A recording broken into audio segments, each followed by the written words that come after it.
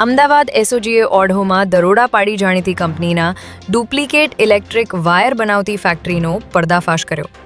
આપ જોઈ રહ્યા છો નવનિર્માણ અમદાવાદ ન્યૂઝ.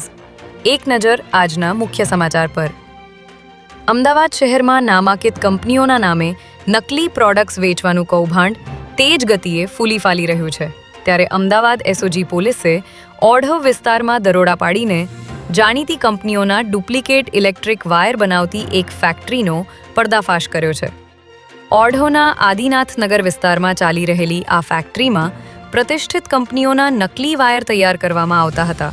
ત્યારે પોલીસને તપાસ દરમિયાન આર કાબેલ, પોલીકેબ તથા ડી લિંક કંપનીના લોગો લગાવેલા ડુપ્લિકેટ વાયર અહીંથી મળી આવ્યા હતા.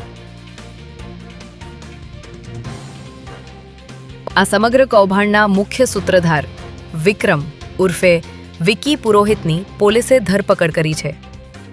પોલીસને આશંકા છે કે આ નકલી વાયરનો જથ્થો અમદાવાદ સહિત ગુજરાતના અન્ય શહેરોમાં પણ સપ્લાય કરવામાં આવતો હતો.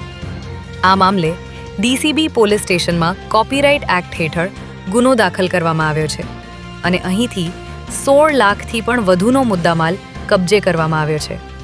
ત્યારે આ નકલી માલ ક્યાંથી આવતો હતો અને તેના અન્ય કયા સાગરીતો આ નેટવર્કમાં સામેલ છે તે દિશામાં પોલીસે તપાસ શરૂ કરી છે.